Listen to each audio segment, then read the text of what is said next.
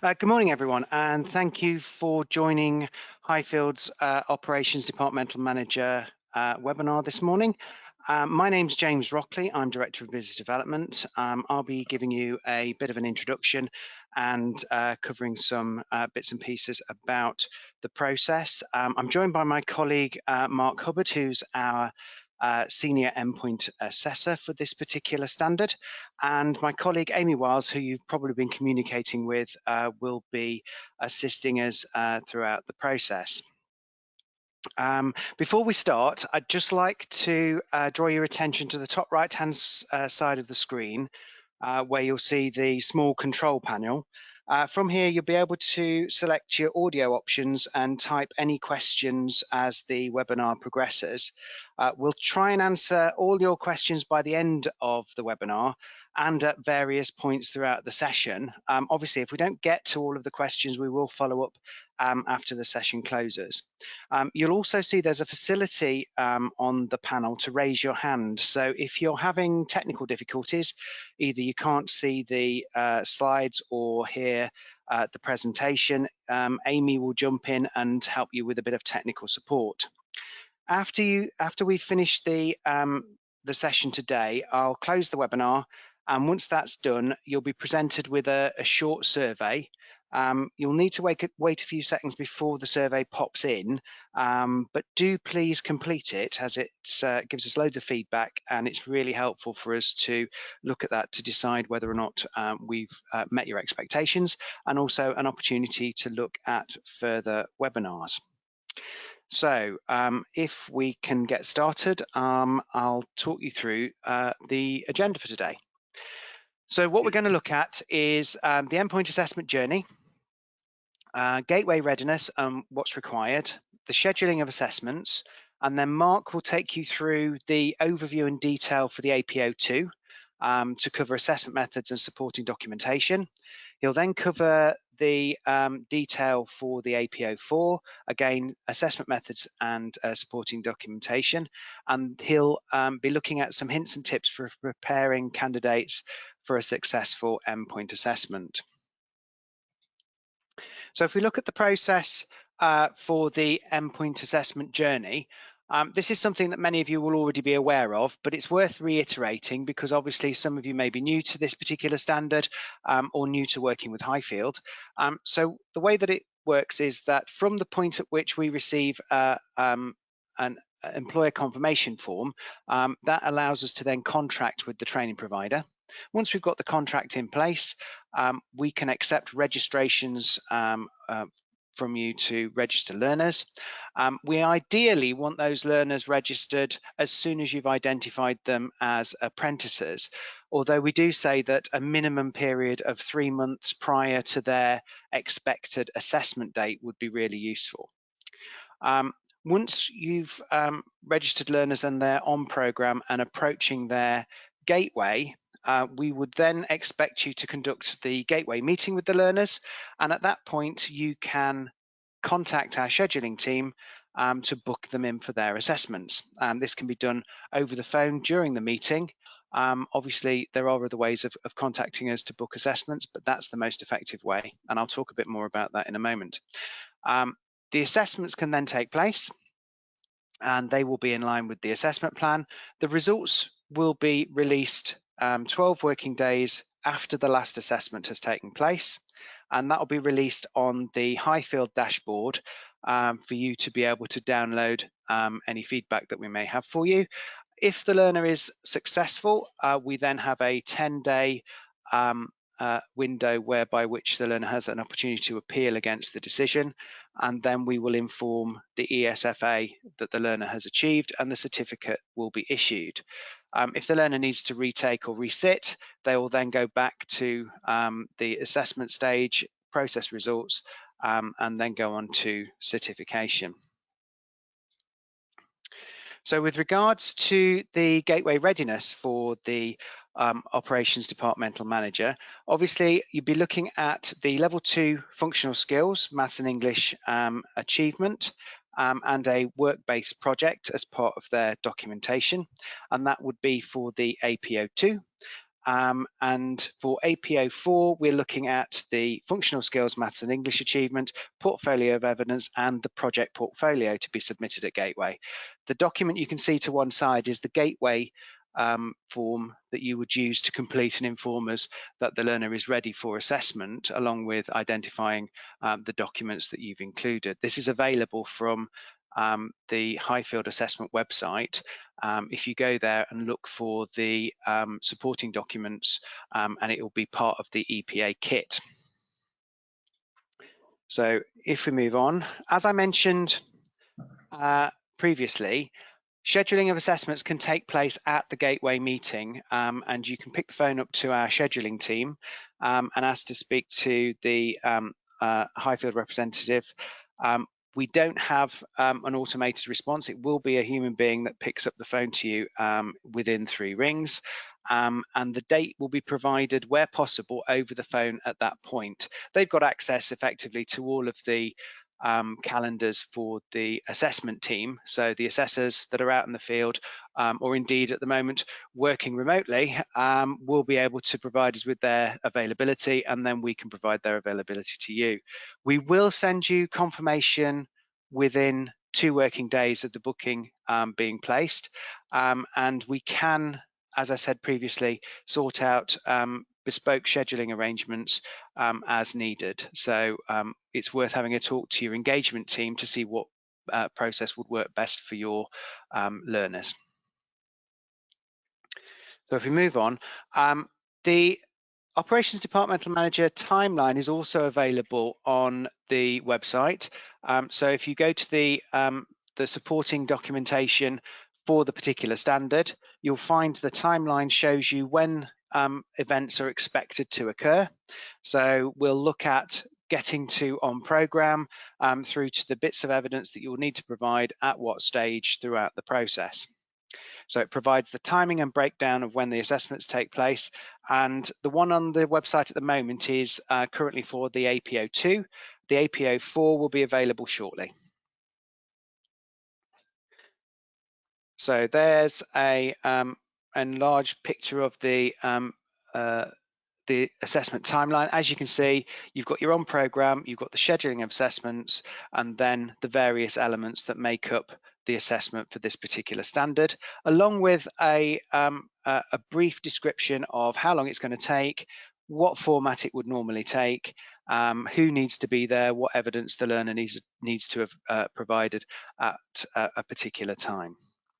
So that's a very quick overview of process and practice. If anybody wants to go into a bit more detail, by all means contact your employer engagement team, and we can talk you through process and practice in a bit more detail. But at the moment, I'll hand over to Mark, and he will take you through the assessment plans.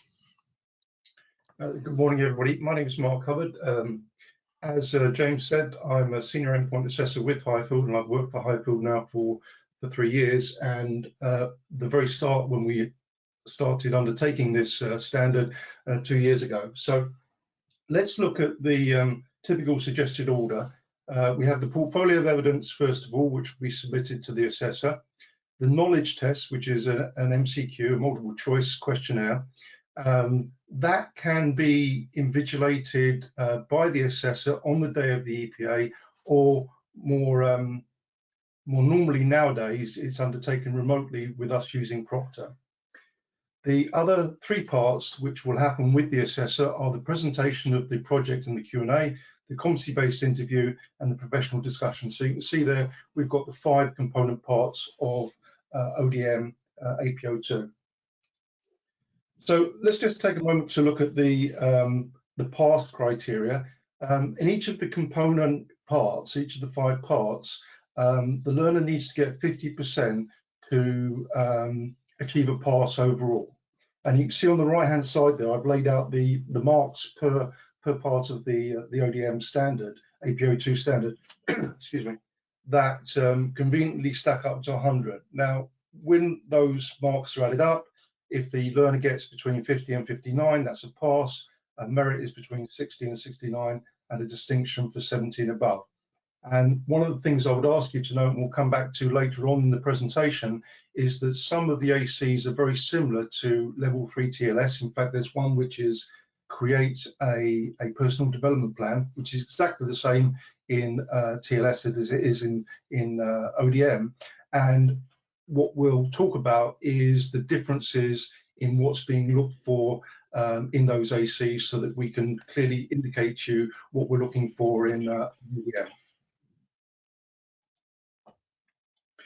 So we're starting off with the portfolio of evidence. The portfolio of evidence is going to measure the knowledge, skills and behaviours from the standard that are not assessed in other parts of the endpoint assessment. There are 15 ACs, which is, as you'll be aware, 15 less than in TLS.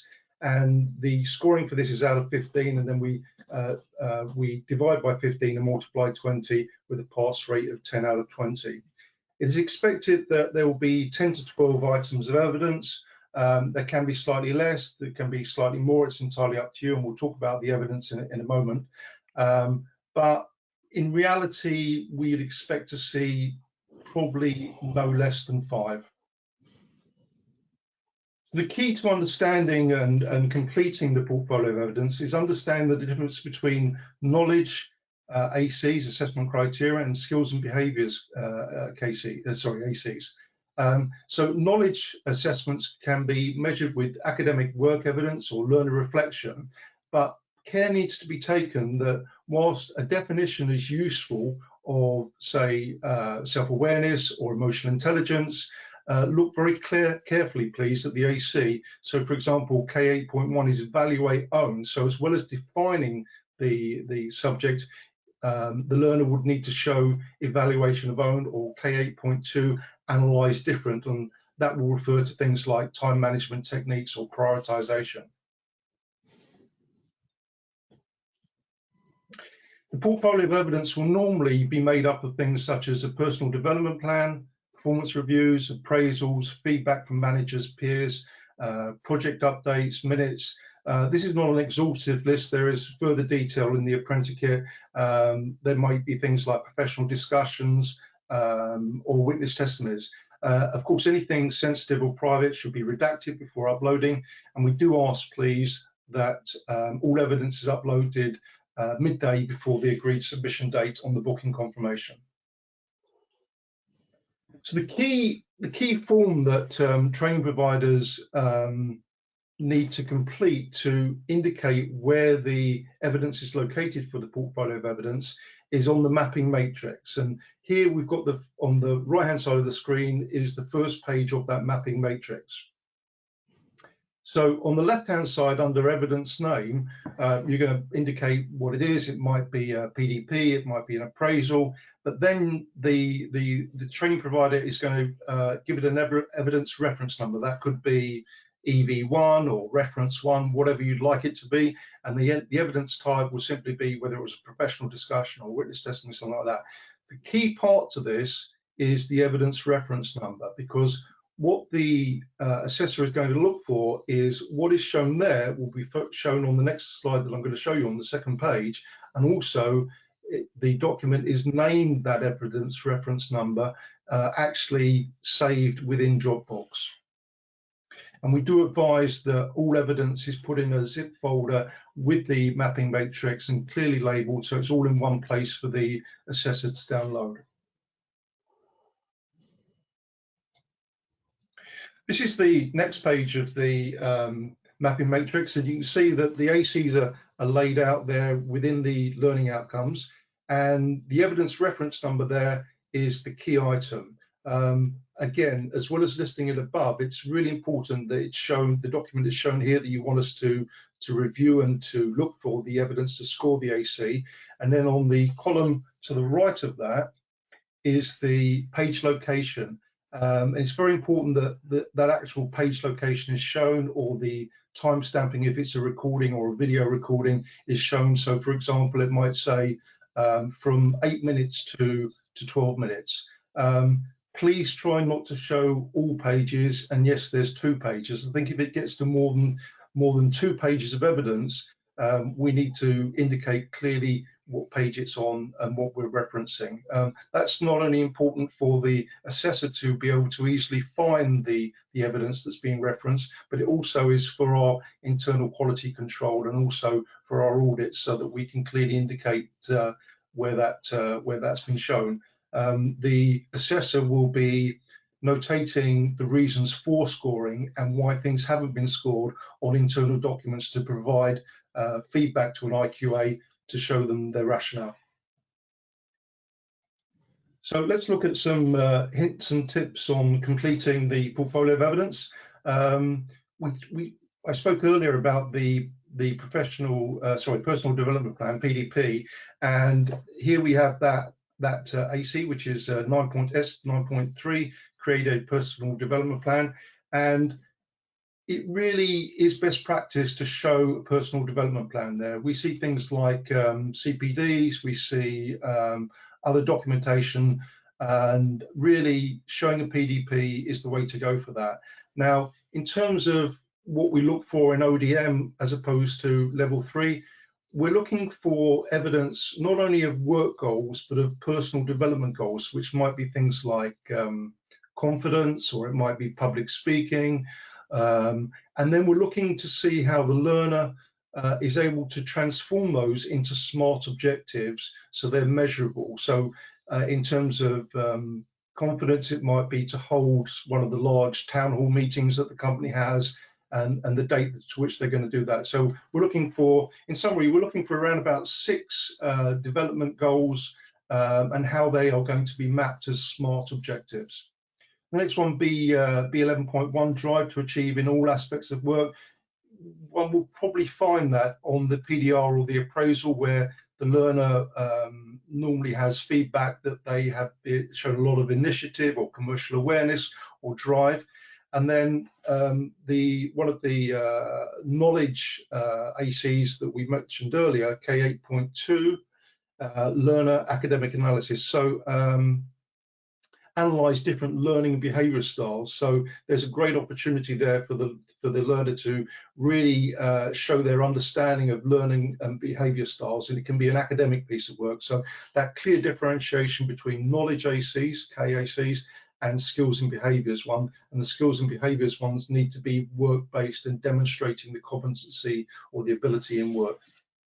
And S8.1, which is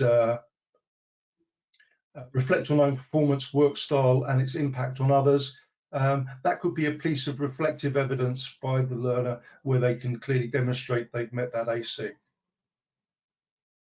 Let's move on to the project presentation. The project is work-based and undertaken in the last 6 months of the apprenticeship. The apprentice chooses the project subject. It is not approved by the assessor, and care should be taken to ensure all the ACs are going to be met. Now, one of the things that we find here is that learners will use a project that they've undertaken for work, which is entirely acceptable. But what we do need to ensure is, as well as meeting all of the work objectives where they've undertaken it, that they look back to check that the ACs have been met so they can score the highest possible score within their endpoint assessment. And within this, the presentation is 15 minutes for the presentation and 15 minutes for the Q&A, and those are prescribed. There's no sliding scale in this particular standard. The project is normally uploaded with the portfolio of evidence. As I mentioned before, it's not actually marked by the assessor, but it's there for the assessor to review and gain an understanding of it before the 15-minute presentation takes place. And it's normally uploaded with the portfolio of evidence and clearly marked in that. There's it's suggested that PowerPoint is used for the presentation, but that's not defined. The learner is very able to present in any way that he or she feels the most comfortable with. We'll look at some hints and tips on the project presentation. Now, there are 20 ACs within this part of the endpoint assessment. Some of them do not necessarily lend themselves directly to the project. So if you look down there at K10.2, it says define organizational values and ethics. And so within the project, we'll be looking for evidence of that, which kind of leads into the AC below, which is K10.3, analyze the impact of organizational values and ethics. has on decision making. So some of the decision making within the project will likely include reference to the company's values and ethics in the way that that decision was made. So again, it's really important to once the project presentation is completed by the learner, go back to the ACs, check to see everything has been included within that, which is what I've just mentioned in the bottom bullet point there. Having good scores in the presentation really allows the 15 minutes of the Q&A to delve deeper and gain greater clarification of any ACs that haven't quite been met, and the assessor can then really use that time to maximize the score for the learner and gain more ACs.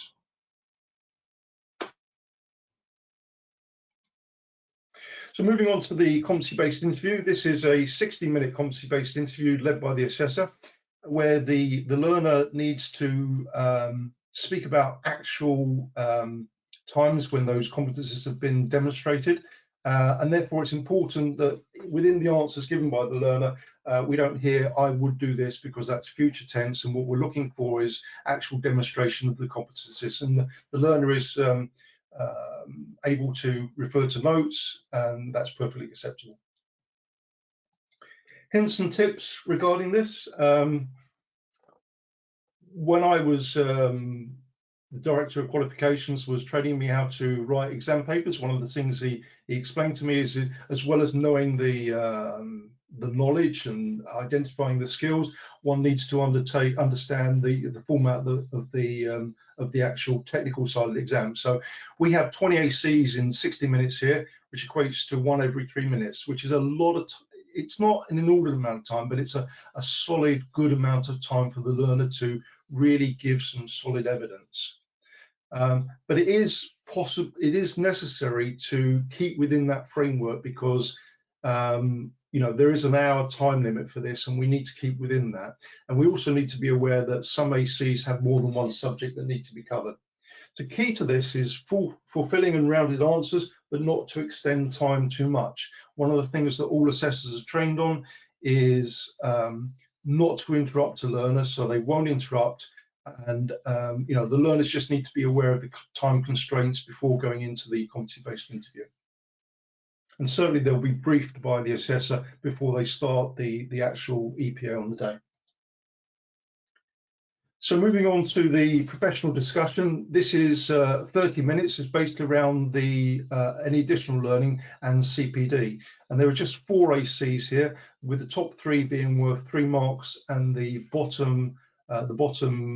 last one has 4 marks, giving a total of 10 marks. Now, the best way that we found to describe this professional discussion to learners is what the learner wanted to get out of the apprenticeship course before they started, what the learner actually learned and how they are using it in their job role, and what the next steps they are planning in their learning journey. So what some hints and tips regarding this. The very first AC, 15.1, is keep and maintain a CPD log. The assessor is going to want to see evidence of a CPD log being undertaken and maintained by the learner. Now, it's not prescribed that it's called a CPD log. We're perfectly happy to accept some other reflective log or whatever it might be called by the training provider. But the key parts to it are that it has the activity that was undertaken, what was learned, and how it's being used in the learner's job role. Now, that might be across 2 documents. I know some training providers use a guided learning hours to list the items that have been trained, but the key part of that then is also having another document or evidence written elsewhere of what was learned and how this is being used. And that's fundamental to scoring the first 2 marks in the professional discussion. One of the other things that's discussed slightly later in the professional discussion is how the apprentice's confidence has been developed, and again, how it will be grown going forwards. And it's also good to show work CPD as well as the apprenticeship learning to bring that into the discussion as well. At the end of the professional discussion, we'll talk about both short-term and long-term goals going forward, so how the learner will be continuing their learning journey. And that brings to an end the 5 parts of the level 5 ODM AP02. Does anyone have any questions? At the moment, we don't have any questions. Just looking down the list. So is anything that anybody wants to ask about the AP02, let us know. Anything occurs? Sorry? No, I was just wondering whether the explanation of the portfolio of evidence mapping, which is something where there has been confusion in the past, whether that was explained okay, if anybody had any specific questions about that. I think we're good to go, Mark, to be honest. I think that was a good explanation. Okay, so we're going to move on to level 5 ODM AP04. So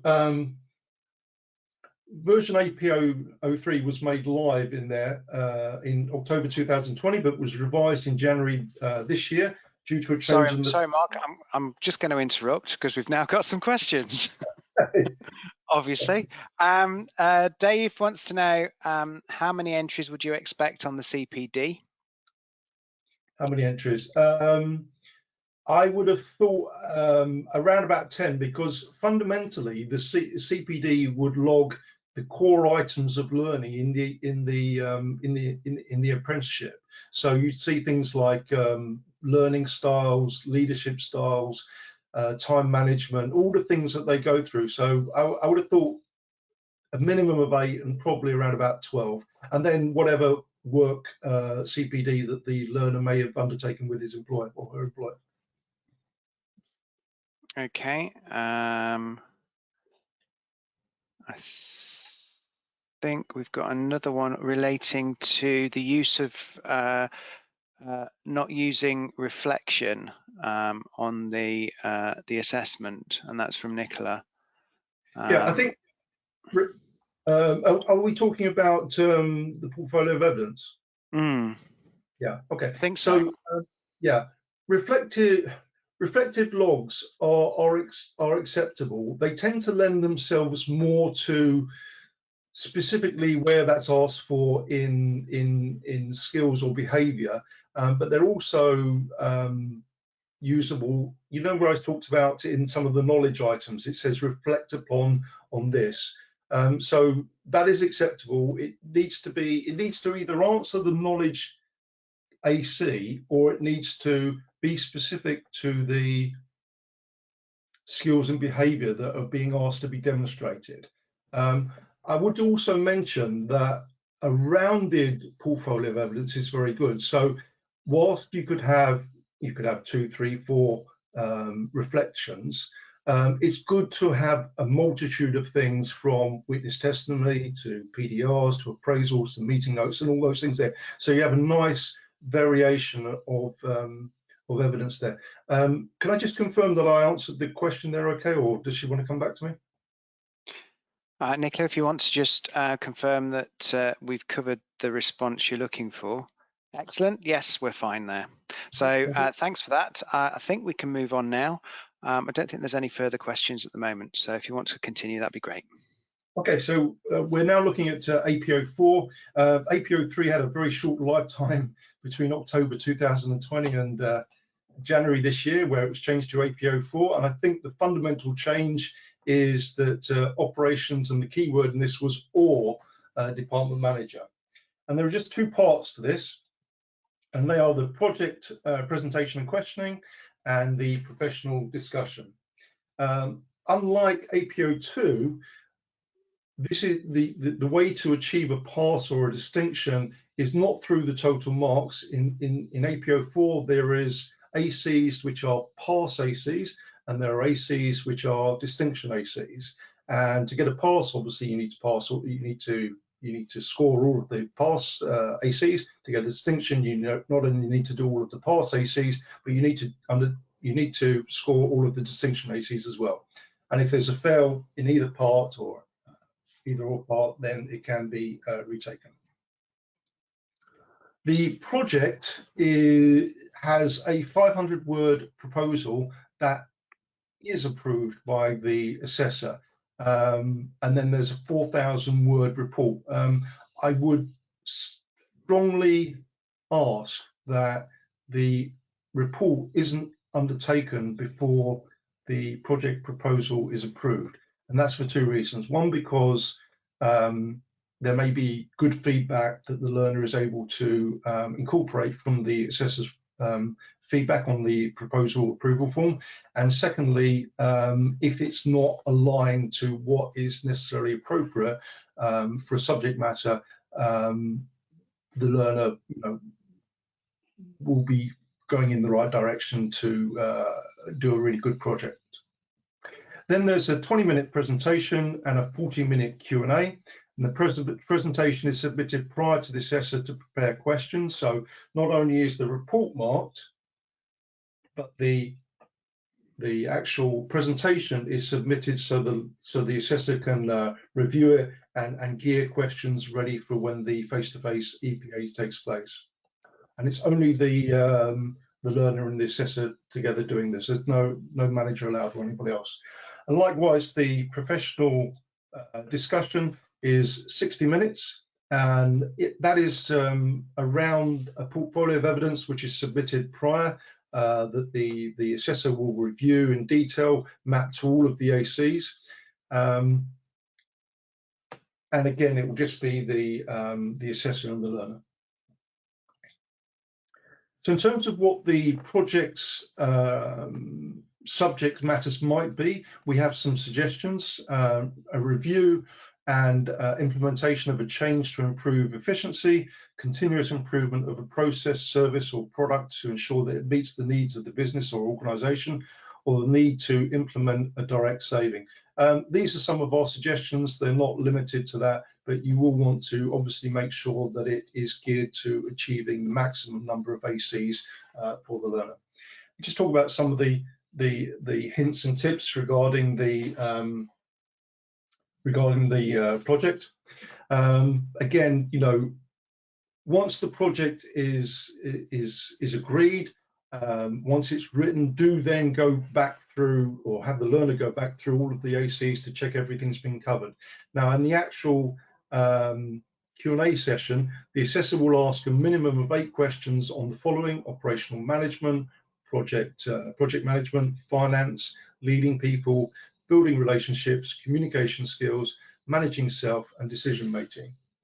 Now, this is a really good example of how the ACs are very different. There's much less ACs, there's much less parts to it, as you've seen, but you can see that the ACs are very detailed. So we've got the very first AC in the project in the presentation of PP1, AC PP1, which reads: describes business development tools, management systems, and contingency planning that are available when they have supported the management of change or identified and developed new opportunities within their organization whilst ensuring commercial awareness.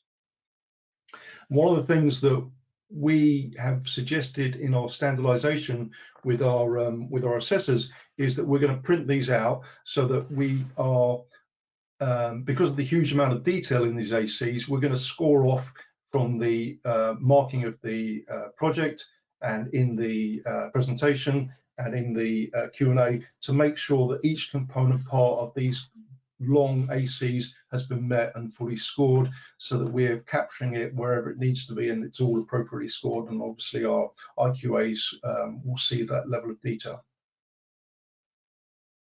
As we mentioned before, there are 3 parts to this to score those ACs in the project. You've got the written project report, you've got the presentation and the Q&A. One thing that is required in this is an annex to show the mapping to all of the ACs. And within the project and the presentation, the apprentices must include evidence of leadership support of the project. It's also stated that the project doesn't need to be fully completed. It might be another example where we get another lockdown. So if, say, 75% of it has been completed, the learner will be able to extrapolate what they feel from the evidence that they gathered so far would be the outcome of the project. talk now about the professional discussion. This lasts for 60 minutes and covers operational planning and management, operational planning and management, managing teams, communication skills, personal and professional development. There are 16 ACs and there are 16 pass ACs and 6 distinction ACs, and is based upon the prior submitted portfolio of evidence. Just like in the example I showed you on the slide prior, these ACs are significantly more detailed and covering several items, and therefore, we will look to score those off through the professional discussion part by part to make sure all of the AC has been covered. Some hints and tips regarding this. Obviously, a really good quality portfolio of evidence mapped to each AC is going to be key. One of the pointers on this particular standard is that reflective accounts and apprenticeship self-evaluation are not permitted. The assessor has, in our assessor guide, going to ask 6 competency-based questions based around the learning outcomes of operational planning and management, managing teams, communication skills, and I think communication skills twice there. They will ask additional questions over and above those, but they will start off with those 6 competency-based questions. So therefore, having a really good quality, strong, well-structured portfolio of evidence will really help with that. And one of the things to be aware of is that most pass ACs look for describe or explain, whereas most distinction ACs look for evaluation. Just to recap, all of the pass ACs need to be achieved for a pass, and for a distinction, all of the pass and all of the distinction ACs need to be achieved for a distinction. And with that, and you can see it's much smaller but more detailed part to AP04. Does anyone have any questions about AP04? We've yet to see these coming through. They're expected imminently.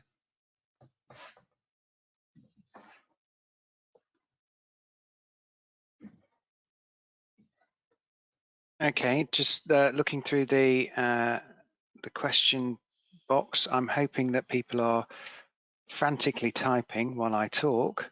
It doesn't look like we've got any questions at the moment, but it doesn't mean people aren't actually typing them in. Just to reiterate, I've had a couple of questions about the recording of the session and also the PowerPoint. So just to let everybody know that the PowerPoint will be sent out with the update after the session is concluded, and the recording of the webinar will be available on the Highfield Group YouTube channel shortly after. We're now getting some questions in for the AP04. Dave wants to know if all the pass criteria need to be achieved, or would that result in a lower pass rate? All of the pass criteria, it specifically is all pass criteria achieved to achieve a pass. Have I answered the question, or? I think so. Okay. So it's all pass to get a pass, all pass and distinction to get a distinction. And to get an overall distinction, both component parts need to be distinctions. Right, okay, thank you.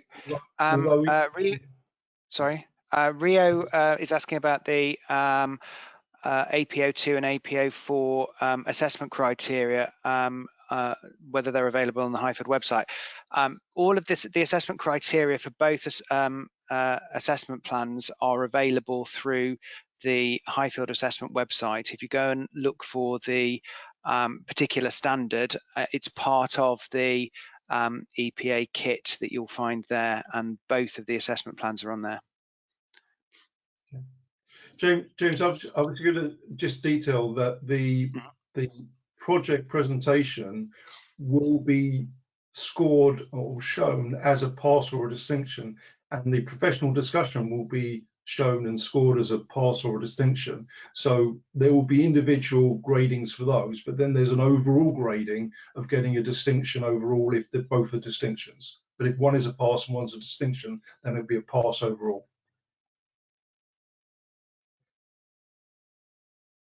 Right, sorry.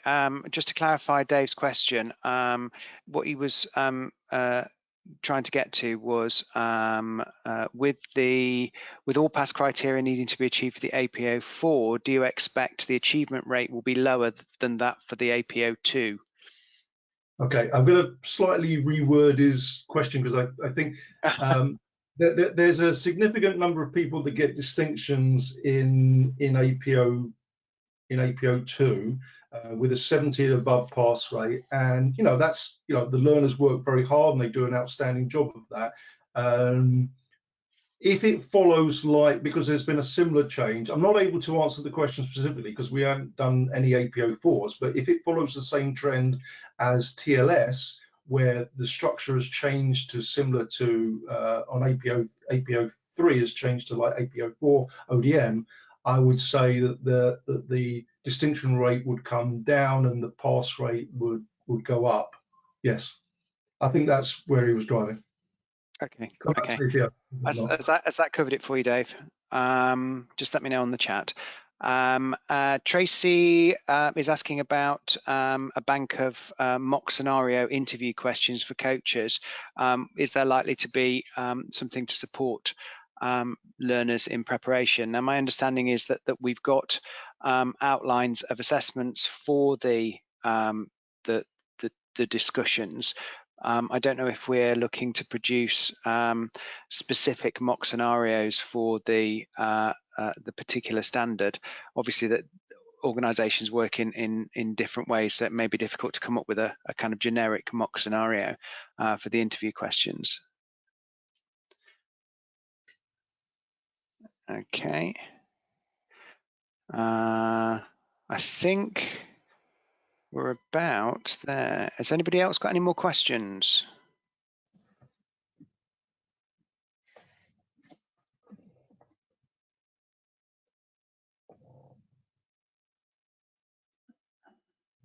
Okay, I think we're about covered with that.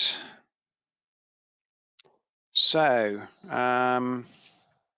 nobody's got any more questions, I'll draw today's session to a close.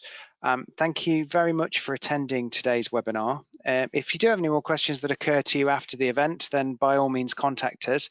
A copy of the slides will be available and emailed out to all attendees by my colleague Amy within the week. We will have recorded the session and make it available through the YouTube channel, as I mentioned. So if you go to YouTube and search for Highfield Group, that should be available within the next couple of weeks. If you feel so inclined, you can indeed subscribe to our YouTube channel and click on the notification, and you'll be notified of when the new content is uploaded. It's quite a useful tool. There's quite a lot of bits and pieces that we put on there over the last few months about many of the standards that we deal with. So it is useful to have a look around and see what we've actually uploaded there on already. As I said, there will be a survey that pops in after we close down the webinar, and your feedback is extremely useful to us. Obviously, it helps us improve our webinars and gives us an idea of what we'd like to see in the future. So without further ado, I'd like to thank you for your time today and hope that you enjoy the rest of your day. Thank you very much.